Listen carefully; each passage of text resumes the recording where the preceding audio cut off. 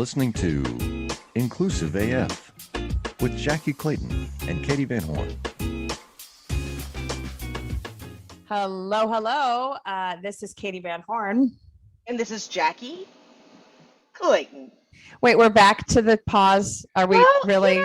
I was kind of feeling it. I feel kind of slopey. I don't even know what that means. We're reverting back to bad behavior, folks. That's what it's all about here in this here United States. Bad behavior. So this is the Inclusive AF podcast. And we have some amazing guests that are joining us today. We're doing this is a little bit of a crossover. So Jackye and I both were able to join their podcast, and now they are joining us. So Wendy and Jon, I'm going to have you go first, introduce yourself, and then we'll skip over to Jon. So welcome, Wendy. Well, thank you. So excited to be here and chatting with you both. And of course, always loves chatting with Jon. I'm Wendy Dailey. I'm a talent acquisition professional, been in the business a long time, have seen a lot of stuff.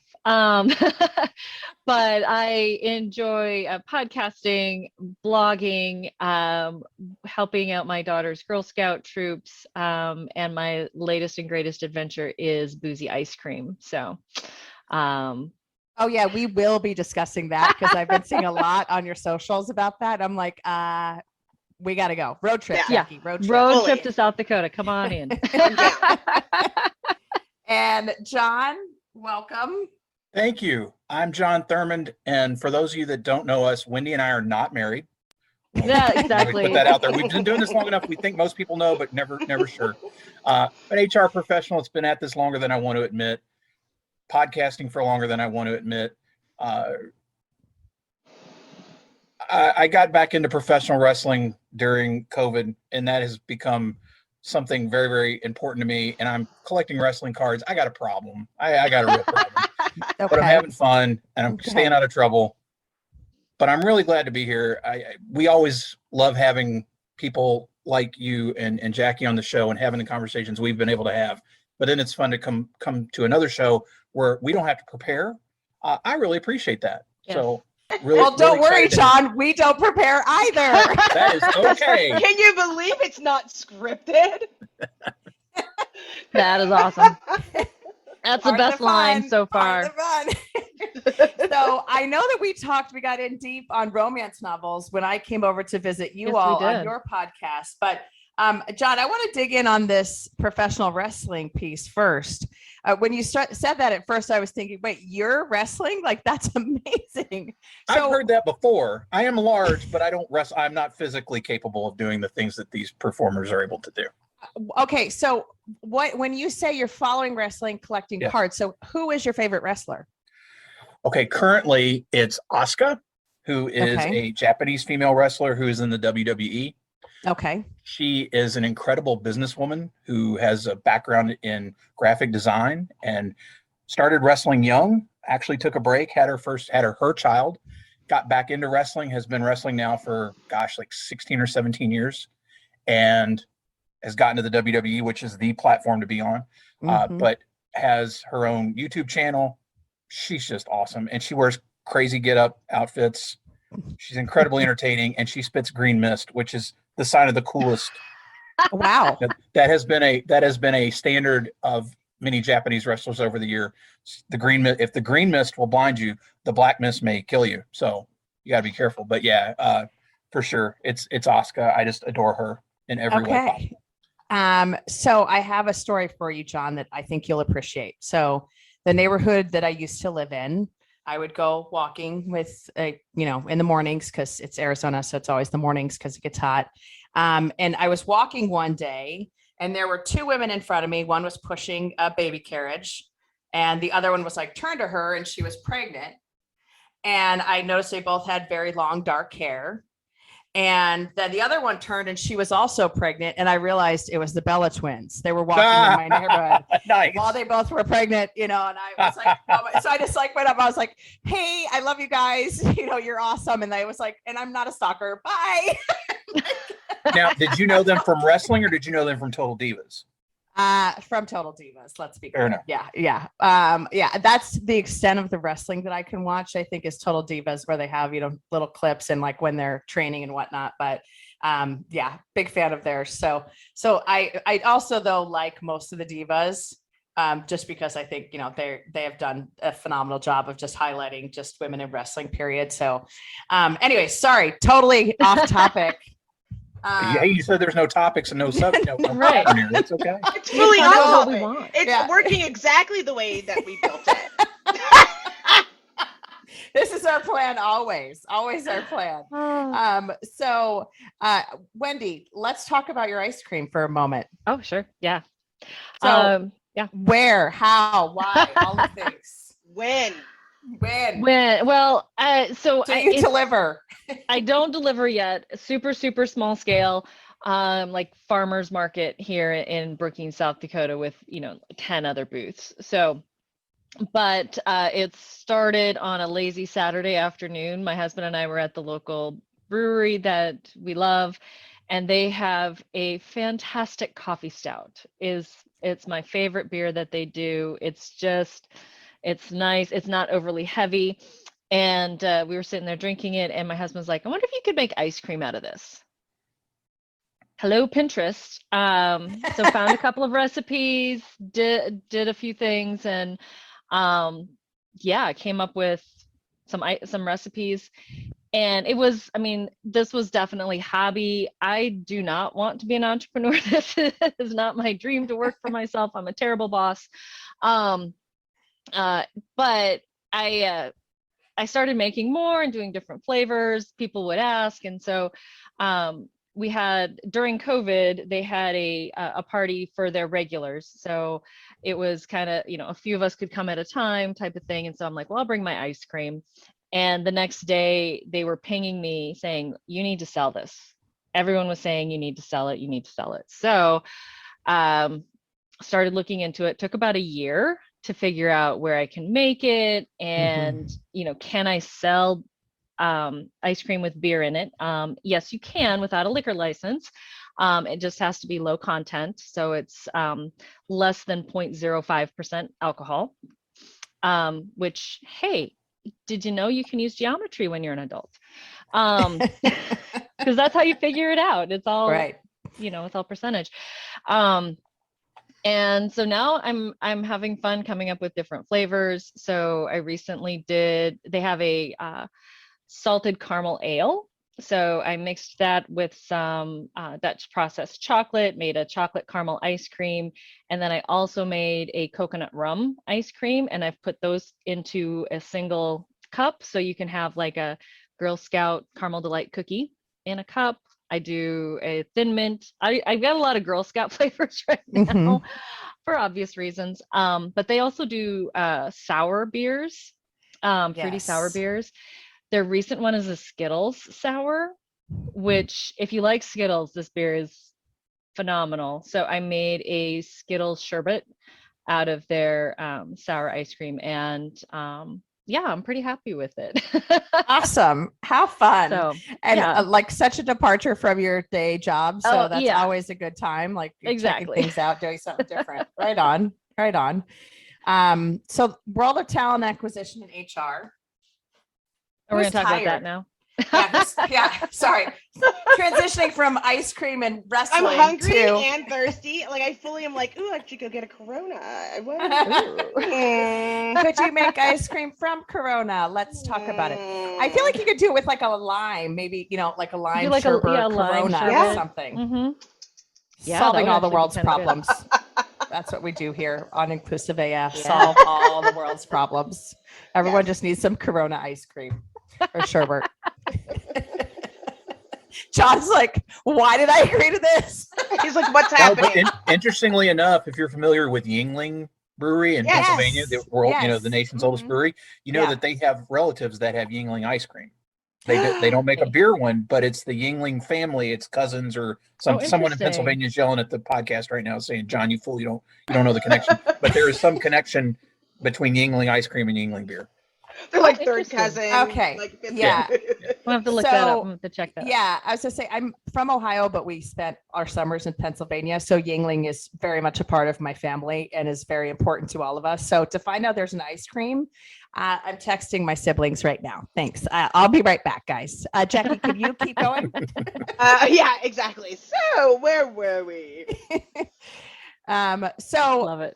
would love to just talk a little bit about kind of what we're seeing in the world of HR. So first off, I'll ask this question. Are you exhausted? What's the name of this Yeah. show? Right? Yeah. Exhausted AF? Yeah. I can Yeah. subtitle this one that. Yes. Yeah. Yes. But thank No, you for asking. Okay. I think that what I'm hearing, and I think Jackye and I talk about this often, is just HR right now is really hard. Whether you're Yeah. in talent acquisition or any of the kind of centers of excellence or whatever you want to call them. And we have not had a reprieve since 2016, I don't think, actually, because everything has been a hit, from benefits, from how we handle certain things that maybe we handled differently prior to that, et cetera. But would love to hear what good stuff is going on in your world right now from a work. And we don't have all day, folks, so I'm going to need some. No, I'm just kidding. We'll wait. We'll wait. It's fine. I I think should have prepped you with this question. I didn't know it's going to be that tough. from my perspective, I think that I'm at least seeing more of a willingness to do different things, to try different things. So, we're going beyond what's worked in the past. We're trying to figure out, what can we do that's maybe a little bit different? What are the competitors not offering? If we're not going to bring our wages exactly to what they're offering, when you're competing with the Amazons of the world who move kind of quick on some of that stuff, we're not going to move that fast.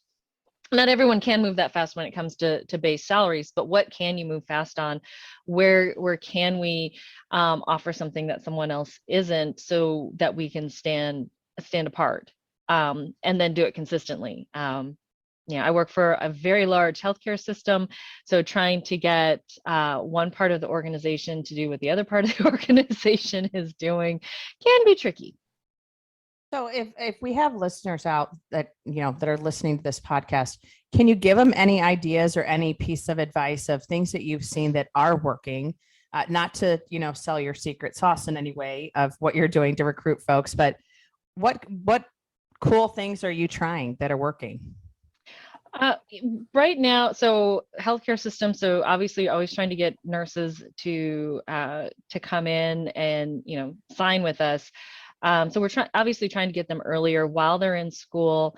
But one project I'm working on right now that I'm kind of excited about is we're trying to figure out how can we pay them to study for their national exam.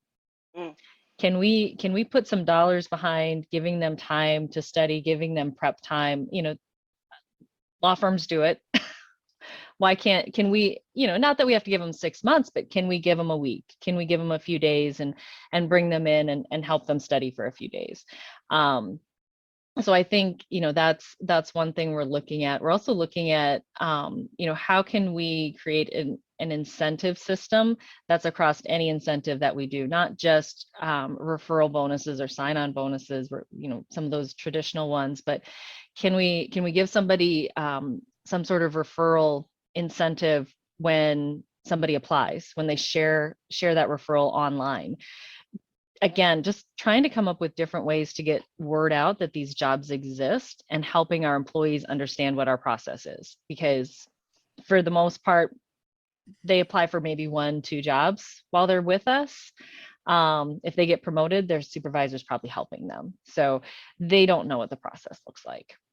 Do we? No, we probably don't either sometimes. That's part of the fun, right? That's part of the fun. Ooh, just go with it. Yeah. Yeah. Sounds right. Sure. Oh, that supervisor did what? And now they're gone. Okay, how do we fix that? Yay. That's awesome. Well, I love that, I think being creative is really helping. And Jackye, I know you all are doing some creative stuff as well at Textio. I think that's the piece that is really helping, is what are you doing to stand out as a, kind of a culture of choice, not just a, a brand, but what are you doing that's kind of highlighting the good stuff of your organization? So that's awesome. Thank you. And Jon, what about you? What's awesome in your world? Welcome to This Meeting Should Have Been a Podcast, where we take on workplace issues from a skewed angle. No corporate buzzwords, you quiet quitters. And no strategic KPIs or dashboards. Get out of here. We're talking company culture, leadership, workplace. Guests who've lived through the chaos. So forget those slide decks. We're candid, clever, hopefully useful. We'll see you outside the boardroom. Go Lakers. Don't wear that. No, get out. Don't even wear that hat. I work in the construction industry, which tends to be fairly conservative, staid. It's hard work. Particularly 80% of my folks work in the field, literally digging ditches and doing that type of construction work. What's been really interesting is to see the shift when it comes to recognizing that we need to hire talent and develop them and not necessarily just find people that have the skill coming in the door. That goes for construction as well as our engineering business as well. Looking at different pools of talent that we can say, hey, these people have skill sets that are comparable, and we can take them and start training them in what we do to get to be able to do it, and say, this is the path. It's going to take 6 months to do this and 12 months to do this, and in 2 years you've got this. If I can tell that story well and get somebody interested and excited, that's been a really cool thing. One of the things I'm most proud of lately is that I've started a podcast for my company about our people, where I'm interviewing our people, talk about their careers. Why are they here? Why do they stay? Is it recruiting? Sure, it's recruiting. It's absolutely recruiting facing, but it's also a great opportunity for those people to share a story in a way they haven't done before. Most people I talk to are fascinated with podcasting. A lot of them listen to them. They've never done anything like this, and so here I come in, I've got the gear, I set it up, I do it, and then I put this thing out, and they share it with family and friends. And how cool is this? That's been incredibly exciting and non-traditional, particularly in our space. I know a lot of companies have podcasts. Most construction companies, at least in what we do, they don't. Something different. So that, while I may be exhausted, at least I'm getting to do things that I didn't necessarily think we would be doing even a year ago. I did an internal podcast during COVID where I read hand sanitizing recipes. Didn't plan to do that either. But yeah, lot, good things. And it's been fun to see leadership step up and start looking at and saying, okay, yeah, we're going to go try this and see what happens where we didn't do that before. I'm so glad you said that. I was telling somebody, I was like, the algorithm, it's great that it helps you find people, but it's really just helping you find burnt out people. You can't find, it doesn't know, and it'll be very difficult to teach the algorithm that somebody who's been a stay-at-home parent with 2 children is probably a pretty good project manager or an entry-level project manager, or knowing how to do multiple tools, or potentially being an office manager. It doesn't show you that. It does. The algorithm doesn't allow you to see potential. And then to take that one step further, where there could be potential interest because of the different communities that we can recruit in, especially if you're in a distributed remote or hybrid scenario. And I'm glad to hear what you say. I like that podcast idea. I mean, I already, it's going to hurt my reputation though, because I'm always saying I'm too busy. If I start another podcast, I might get fired. By me. Well, you might be fired by me. That too. Yeah. I will tell you the most flattering part was my VP approached me about doing it, because he does listen to Social Hour, has listened to Social Hour in the past, knows what we're doing, and recognizes that, hey, you seem to understand how this stuff works and you're pretty good at it. So, he came to me and said, we want to try something different, and you like doing it. Would you? Yeah, hell yeah.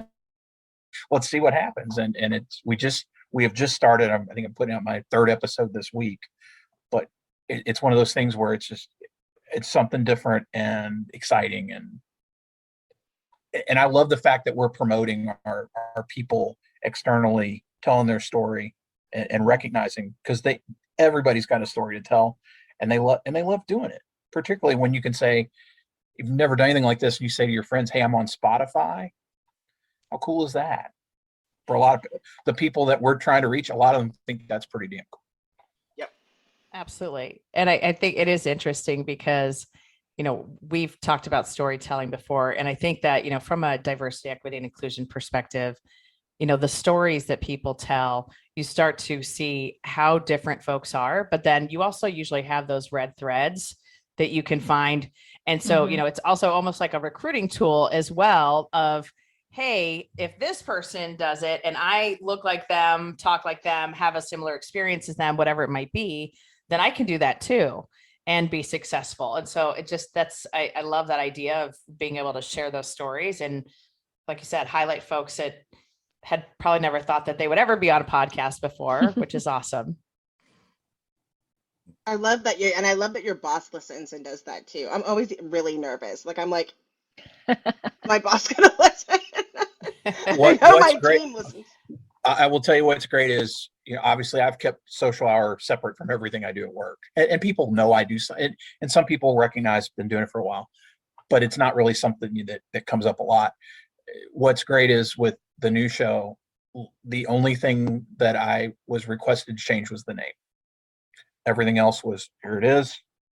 They listened to it, said, great, change the name, and we got a deal. And I was like, perfect. I'm okay with that. I was not tied to anything like that. Well, I do have a question because you have been sharing the knowledge, if you will, with lots of people in the HR space. What would you say is like been the biggest change from like when you first started to now? Is there anything that stands out? Like Paper, there's been a Jackye, lot. paper. There was a lot of paper. There's been a lot. There's So that. many papers. There's that. But what else like is significant that would you say that stands out? Yeah, aside from paper, I think that even most recently there's this shift from the way we've always done it. More and more people are willing to step away from that. I always hate talking about the younger generations, but separating us by generations. But I don't know if it's the younger generation or just the fact that they have access to more information. So when I'll group us all together, when we were growing up, or in our first jobs, you would just assume that's the way it always was, and bosses sucked and you just had to put up with it. And now people are out there saying, no, you don't. And that there's more options. And I think about that a lot because I live in a small town. So my options before for jobs, if I wanted to stay in HR, were pretty slim. Now, if I wanted to, I could knock, hey, Jackye, I want to come work for Texio. Can you help me find something there? And I could, might be able to do it from my house. I don't know. South Dakota seems to be a place that people don't want remote workers at, but there's more options now for people to find work that they enjoy, that gives meaning to their day-to-day work. So I think that's probably one of the biggest changes that I've seen. I think kind of to expand on what Wendy said in terms of that transparency, that in the past, companies held those secrets tight. And there's just so many ways that people can be telling the story. And so we want to make sure collectively that it's the right story, it's the appropriate story, it shines the best light on you that you can. And so I think it's definitely changed in that respect in terms of how open and free the communication is, and that recognizing that when things are not so great somewhere, that people are pinging on that, and it can really damage reputation and ability to do things. I think that's been a big difference. And I think for me, particularly once I got involved with social media, I worked way back. I worked for a Fortune 200 company where I knew the HR people there. That was it. I wasn't connected. I may go to a local HR event every once in a while, but I didn't really know anybody. When I lost that job and got involved, particularly with Twitter to start, all of a sudden you're making these connections all over the world, and you're figuring out that, oh, wow, we're all dealing with the same shit. I'm sorry, I don't know if you put the explicit label on this or bleep it out. I think bleeping's funnier. But we're all dealing with these things, but all of a sudden we had this opportunity, and particularly since starting Social Hour, somebody once said, you've got the biggest Rolodex of anybody I know, because we can contact people. You name the topic, we probably know somebody that that's an expert in it, or if they're not, they know the person who is. And I think that's been a really amazing thing over the last many years. Awesome. Like, I think Mhm. that's a piece, like the network that you build in this community. So I just had a situation last week that I had a candidate who was kind of being a little squirrely, and I said to the hiring manager, I said, it's interesting because folks don't realize how small industries and communities are until they, something like this comes up. And then 5 years later, 2 years later, whatever it is down the road, they're a vendor, they're a customer, they're a whatever. And so that network of community that you can build and have success with and be able to really leverage throughout the years is such a huge thing. And I think that's one of the pieces that I love as well about our HR community, is that we are all here to help each other out. And it is a, hey, Jon, do you know anyone who does this? Or, hey, Wendy, do you know anyone who does that? And, here are 5 different people that you could reach out to, which I truly appreciate. That has always been really, I think, just kind of special. Well, and friendships sure. that we've had for so long, I think is Yes. amazing through multiple jobs, and I think that it has come full circle. I think I've been starting to work with an account manager at a firm at a tech firm, who was my first account manager, my first recruiting job that I ever had.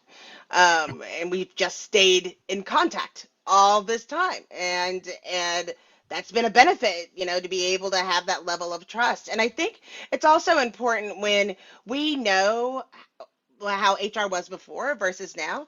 We know how that game is played, and the fact that when you are within communities, and it's not just like our friends, it just seems to be a common thread when you share with other HR professionals.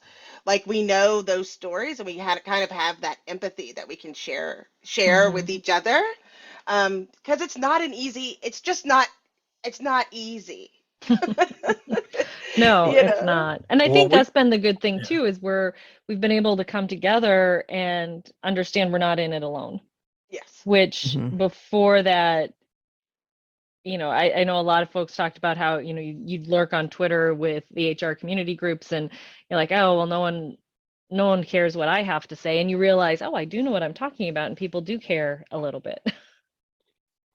Absolutely. And I think that's also the expertise, because I think the folks coming in, so I'm hiring a recruiter right now, and I grew up in recruiting and then switched over to more generalist HR business partner and then kind of moved up the ranks. But talking to like fresh out of college recruiters, or folks that are like, maybe have had a year or two of working as a recruiter, it's always so fascinating to me, because it is that evolution of how things have changed and how things have stayed the same.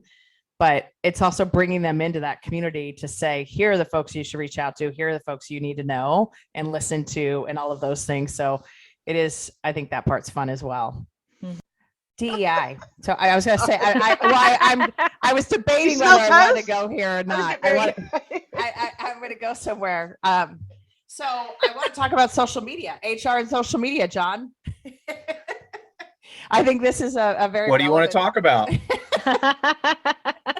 So please note, this episode won't be coming out for a few weeks. However, I think it's just a good lesson in, as an HR person, what you should and should not do on social media, or how you should interact with folks on social media. So I'll open it up there and kind of see where we go. So Jon, do you want to share? Oh, absolutely. Yes, I'd love to share. Okay. You don't have to name names. Look, no, I won't. But so look, let's play the cards on the table. I'm a straight white male in my late 40s. I'm also morbidly obese. It's fact, right? I have been really fortunate over the years. I know people talk about these things. I'm not stupid, but I also recognize that I work in a community that's primarily female, right? Like, I was a public school teacher that was heavily female. HR, I got out here, and I know a lot of people when I first started in the business, I worked for a lot of women, and some of my friends they couldn't get over that. I'm like, it's just how it is, right? Like, I don't know. To me, that was not anything. I say all that to say that I have been very fortunate. I've tried to help people where I can that are not as situated as well as I am. So for the first time that I'm aware of, that I know of, in my years of doing Twitter, which is like 10 or 11, I got fat shamed today. And today is Star Wars Day. So may the 4th be with you, even though it's 2 weeks later when the show comes out. But I was fat shamed based on a caricature of me or an avatar from a 80s podcast I do. And interestingly enough, it's another HR professional that decided to take that avatar and make a joke about it's anti-diet day. It's not even that funny of a joke if you think about it. But I made a comment back to him like, hey man, like, why are you trying to fat shame me? That's just silly, whatever. And the response was, well, I'm fat too. And you put something out like that, you're going to get a reaction. Well, okay. I didn't put it out to say, hey, make fun of the fat guy, which you can make fun of me all you want. Because you know what? I don't fucking care. I don't fucking care. I've got a lovely wife. I have 2 beautiful children. Everybody's well situated. I got a good job. I've had this amazing podcast with this amazing co-host that's with me today. I've got friends. I've been part of this HR community for a long time. And so for one piece of shit, or excuse me, I shouldn't say that, for one misinformed jackass to put that out there, it's just sad because in their Twitter profile, it says they're an HR professional. So if they're making fun of another HR professional about their weight, what do you think they're doing in their office or remotely or what? I don't know what their situation is. It was just really interesting because I just expected Star Wars Day to be like, yay, Boba Fett or Mando or Grogu or, I wear an X-Wing suit in my picture. And yeah, I'm fat. I don't fucking care. Like you don't, all you do is make me laugh. It was so shocking. But the reply of, well, I'm fat and it's not personal. Then what the hell is it? Like what? Fully personal. It's fully personal. It's comical. But it scares you when you know these people have to work with other people, when people are HR well, like that. It saddens me. And so right. I plan to have this conversation not only on Twitter, I'm going to put it on LinkedIn. I'm just going to put it out there as facts because I took, I have screenshots of everything. And, look, it's just, it is what it is. I know people have it a hell of a lot worse than I do. Right. Like I want to try to better. I think Wendy will tell you, and if any of you have listened to our show for a long time, I have grown tremendously as a person doing our show. I know I have. And part of it is because we have talked to so many amazing people that don't look like me, that don't speak like me, that don't have, we're HR peers or we have something, but then it turns out we have a lot of other things in common that I would have had no idea. Leading a growing business, it's like building a plane while flying it. Team building, decision-making, and scaling all at once. At CPO Playbook, we get it. That's why our podcast, ranked in the top 10% worldwide, tackles the toughest leadership challenges with insights to help you lead smarter and grow faster. Tune into the CPO Playbook podcast because leadership doesn't come with a manual, but we're pretty close. Right. So anyway, it's an interesting exercise. The timing of the show, just it was comical. Like I texted Wendy, I was like, this guy's trying to fat shame me. I was like, what the hell? Well, and I think the piece that is there are multiple pieces that it is unfortunate about the situation. Obviously the fat shaming just in and of itself is not okay, but I think it's also like it's not a joke. Like if maybe if you had some sort of relationship that you guys had that banter back and forth offline or whatever, that might be something different. But to do that to someone you don't know, to try and be funny, like, and I don't, it's not even that it wasn't like, it isn't funny. It isn't a joke. Like that's just a mean spirited thing to do. And I think that's a piece that it's to your point, as HR folks, yeah, we might have our thoughts and our beliefs about different employees and things they do or how they live their lives that we, obviously are, we see some of these things behind the scenes or we know stuff behind the scenes, but the judgment or the making someone feel badly about themselves or what is the point? That's the part that I just don't understand. And I think we all have in common someone that we follow, Madison Butler, who, kind of make sure that when folks do shame her or try to say something to her that's not okay, like she has done a phenomenal job, I think, of saying, no, that it's not funny. No, it's not okay. And you're not harming me, you're harming yourself. Like, why? What's the point? So first, thank you for sharing. I appreciate you sharing that story. Well, and again, like I said, it was, the timing was just so funny, but I recognize people have so many more. This is just a blip, right? Right. Like I'll have forgotten it by this. Well, I'll probably remember next Star Wars Day when the memories come back. But but in all seriousness, we have worked so hard. Wendy and I have with you and with Jackye and with the podcasters, the HR community, the HR social hour, Twitter, those people that take part in those conversations to try to be positive, because our industry has such a poor look in so many people's cases. And unfortunately, this gentleman demonstrates that. If you look at his Twitter feed, it's just full of not necessarily fat shaming, but just stupid shit. And but I also go, oh yeah, that's why people go, well, I don't want to talk to HR. That guy's a jerk, right?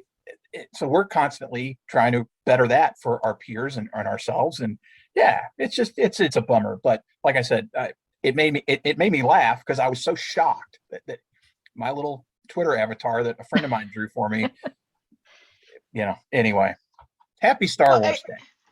Yeah, may the 4th be with you. Right. And also with you. Yes. Yeah, No. I have to. No. Right. This isn't right. It's not right. I have to correct my Jewish CFO all the time when he says, and also with you. And I'm like, no, we've updated it. It is now, and with your spirit. So, hey. Oh, no, we don't do that. My church is still Lutheran. and also with you. Not updated. Yeah. And also with you. But I think the thing that people don't understand, and I have to always keep it in mind just for myself alone, that, like you have the scary title, and with being in leadership, but HR is also a scary title. And you wonder why people don't want to fill out surveys or share anything about yourself, when if you're going to do this to somebody that you do know, so that's your public persona, what are you doing behind the scenes with my personal information? And how can I know that I can trust you, or you're really just thinking of me and looking at me on a side eye? And I think that's what is so important in the, like we talk about it in the HR and at Textio. So many times I had somebody apply for the job, and they were like, it was the first time that they were able to pick how they identify with their gender on a job app. Like, they felt good about Textio and just going through the interview process already, because they don't have the ability to do that. And it's just sad. I think we've learned, especially within the last 2 years, of how kind of nervous, like eggshell, how people have worked inside the office and how people have related to each other. When we identified, like, we were looking at not looking at people as whole people. And I think that's just been I'm so glad. I mean, none of us have the answers, but I'm glad that we have a community where we can share. But I just hate that. I'm still mad. I'll be unmad at some point, but that just makes me frustrated. It's frustrating, but it's also like, it's an indictment on HR. And that's also the piece that, like, to your all point, like, do better, We all know better at this point. We do. Right. You can't, I don't think in this day and age we can still claim ignorance on these issues. And we need to start doing better. We need to lead the way. If we're going to be the ones that are over the humans, or the human part of our organizations, then we need to start acting like it. We need to be that. And there are going to be missteps. None of us are going to be perfect with it. And so we need to know that it's okay to make mistakes. What's not okay is not owning up to them and saying, wow, I was wrong. Right. I think the difficult thing, and again, I'm going to speak from the straight white male perspective here, because that's all I have, unless you want to talk about wrestling. But interestingly enough, we just had a situation recently where a friend misused pronouns, and I texted Wendy and I'm like, hey, I think I ought to say something, but I'm going to do it in private, because it was not meant in any kind of malicious way. It was a mistake. But I think, unfortunately, so often, and I'm not indicting anybody in our community necessarily, but people are so quick if they had picked up on that, that other straight white male could have very well gotten nailed for something that was an honest mistake. So I said, hey, may want to, and they did. And they said, oh shit. Like I even knew what I was doing. I just said it. They fixed it. I know it. Wendy knows it. That person knows it. But I'm glad I did, because I have not stepped up when I've had that opportunity. But I also I appreciate the fact that I could do it in a way that didn't put that person front and center, when again, it's a mistake. It was not, if it was like this gentleman I'm dealing with today, there's probably a litany of things where you go, oh, that's just an asshole, and it's another thing. In this case, it wasn't. It was legit. And it was like, oh, wow, I thank you. Like, thank you for helping me fix this. So anyhow. Yeah. And I think that's part of it too, is we're all on a journey. And, I talk about this with clients all the time, is we're all on a journey in our organization, whatever organization that is, but we're also on a personal journey of learning about some of these different things. And the more we can create awareness and help each other, the better off we're all going to be. And so that's the critical piece. So, all right, what we like to do at the end of our episodes, and yes, time just flew, so I don't know how we're at time, but we are. I need to go get some ice cream, and so I'm going to need to wrap this up, folks. No, I'm just kidding. Would love to hear, what's one thing you want to make sure folks heard during this episode, one thing for people to take away?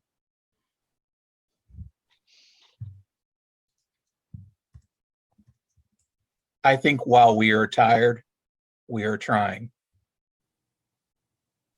Yes. We're trying to be better people. Yeah. We're trying to get people better situated in their careers and their organizations. And don't let people on social media get you down. That's like the quote of the day. Can we put that on a shirt? Because we are trying. We can put it on our store, and we give all our profits to charity even. So I'll donate it. I love that. Perfect. Because freaking, we are tired, but we are trying. We're trying. Beautiful. Yep. It's a Hallmark card. Thank you. I appreciate that. Wendy, what you got? I don't know. That's kind of along the same lines that I was thinking is, we know better, so let's do better. I like that the South Dakota just came out when she did that. It did. I don't know, Oh, Oh gosh, yeah. Don't you know? There's a few times it comes out, yeah. It was awesome when I lived in Virginia, though, when you'd get the South Dakota with the Olawoods going. Yes. Yeah. It's a whole situation. That's awesome. Jackye, what you got? Wait, I just have to tell this. Okay. But like my kids are silly, and when they were little, we went to Canada, and they were like, "Do they always talk about hockey?" And we're like, "No." And they're like, "Are they going to say a boot?" And we're like, "No, stop. We're going to get in the Uber. Be nice. They're not going to talk about coffee." So we get in the Uber, and the first thing the guy goes is, "Oh, you're in from Oregon, eh?" Or like that's what they said. You say "a" lot, and my kids were like, "Oh, hee, hee, hee." And they were like, "Oh, what's that giggling about?" And I was like, "Oh no!" And then he goes, "Do y'all watch hockey?" The kids like fell out. Like I totally tried to be, it's a stereotype. We're gonna be inclusive, whatever. That ruined it for me. Now they don't believe anything I say, but Did he call you hosers? That's the only thing that would make it the better. hosers, yeah, and Labatt's. Isn't it Labatt's? That was the only thing that was missing. What was that? What was that movie? Strange Brew. Strange Brew. Brew. Yeah. Thank you. Yes. Which is actually based on Macbeth. If we did age ourselves I think by it's using Macbeth. paper. Elsinore Brewery, the whole story of the daughter and the dad. Yeah, it's Macbeth. Yeah, it's based on Macbeth. Oh my gosh. Mackenzie I'm gonna brothers. watch it again. Yeah, I'm like now I need to go back and watch Oh my it. gosh, I and pay can't. I'm attention. getting If this tells you, thinking about if this gives you any indication about me as a teenager, so that was on VHS. For those of you who remember those, my friend's dad owned a video store in the early '90s, late '80s, and I rented that movie so often that her dad gave me the tape. He's just like, just keep it, kid. Because I love Bob and Doug McKenzie. And that That is movie is awesome. phenomenal. Yes. And Yes. actually in high school English, we talked about how it was the whole tie into Macbeth. Yeah. I wonder where you could find like that. So listeners, if you're under 40, really great movie. You should really go watch Google it. it. Google it. Yeah. You'll enjoy it. Google it. Always a win. Jackie, what you got? Let's wrap it up, so sister. I think one of those things is like just community. Stick with like try to build your community and network using social media to do that. And reaching out to people that you think, that you have similar backgrounds. And we have the ability to see, oh, you work in the same industry or in the same location, to just reach out because you never know when you're going to need that network, especially now that we are not going out as much. I know people are saying, oh, we're leaving the house, but we're not. Not everybody's leaving as much. And so you're going to need that network. So I think that's really important. Agreed. And I will kind of mirror that a little bit. Mine's slightly different, but it's You cheat every time. She wants everybody Every to go, time. and then she'll be That's- like, yeah, oh it's yeah, great. well, yeah. You know what John said was agree. really riveting, and I Yeah. agree. And what See? Wendy said, spot That's what I on. did. That's what I did. So it's all good. For me, I think it's about your network and kind of building that group. But the second part of it is the making sure that you are kind to people, because you never know when they're going to be in a position of power in the future.